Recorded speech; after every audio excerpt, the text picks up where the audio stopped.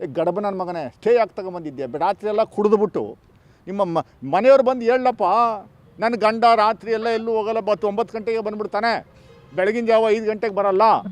ನನ್ನ ಗಂಡ ರಾತ್ರಿ ಎಲ್ಲ ಕುಡಿದ್ಬಿಟ್ಟು ಹುಚ್ಚಿನ ಥರ ಆಡ್ತಾನೆ, ಬೆಳಗ್ಗೆನೇ ಎದ್ದು ಸುಮ್ಮನೆ ಮುಖ ತೊಳೆದ್ಬಿಟ್ಟು ತಲೆನೂ ಬಾಚಲ್ಲ, ಆ ಹುಚ್ಚುಚ್ಚಿನ ಥರ ಬಂದು ಮಾಧ್ಯಮದ ಮುಂದೆ ಹೇಳಿಕೆ ಕೊಡುವಂಥ ಕೆಲಸವನ್ನು ಮಾಡಲ್ಲ ಅಂತ ನಿಮ್ಮ ಹೆಂಡ್ತಿ ಕೈ ಹೇಳ್ಸಪ್ಪ, ನಾವು ಸುಮ್ಮನೆ ಆಗ್ಬಿಡ್ತೀವಿ. ಹುಚ್ಚ ಆಗಿದೆಯಾ ನೀನು? ಹುಚ್ಚ ಆಗಿರೋ ಥರ ಮಾತಾಡುವಂಥ ಕೆಲಸವನ್ನು ಮಾಡ್ತಾಯಿದ್ಯಾ? ಇವೆಲ್ಲ ಬಿಟ್ಬಿಡು, ಅರ್ಥ ಆಯ್ತಾ? ನಿನ್ನ ಯೋಗ್ಯತೆ ಏನು ಅನ್ನುವಂಥದ್ದು, ಪತ್ರಕರ್ತರನ್ನ ಯಾರನ್ನ ಬೇಕಾದ್ರೂ ನಿನ್ನ ಪರವಾಗಿರೋನ್ನ ಬಿಟ್ಬಿಡುವಂಥದ್ದು, ಇನ್ನೊಂದೇನೋ ಮಾಡುವಂಥದ್ದು, ಇನ್ಯಾರೋ ನಿನ್ನ ಬಗ್ಗೆ ನಿನಗೆ ಕ್ವಶನ್ಸ್ ಕೇಳಿರಾಗಲ್ಲ. ನಿನ್ನ ಯೋಗ್ಯತೆ ಪ್ರಶ್ನೆಗೆ ಉತ್ತರ ಕೊಡು.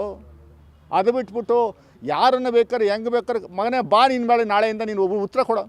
ನಾನು ಇವತ್ತು ಆಪಾದನೆ ಮಾಡಿರುವಂಥದ್ದಕ್ಕೆ ಉತ್ತರ ಕೊಡು. ನೀನು ಸ್ಟೇ ವೆಕೇಟ್ ಮಾಡಿಸು ಮಗನೇ, ನೀನು ಒಬ್ಬನಿಗೆ ಹುಟ್ಟಿದ್ರೆ. ನಾನು ಹೇಳ್ತಾ ಇದ್ದೀನಿ, ನೀನು ಸ್ಟೇ ವೆಕೇಟ್ ಮಾಡಿಸು, ನನ್ನ ವಿರುದ್ಧ ತಗೊಂಬಂದಿರುವಂಥ ಸ್ಟೇ ವೆಕೇಟ್ ಮಾಡಿಸು.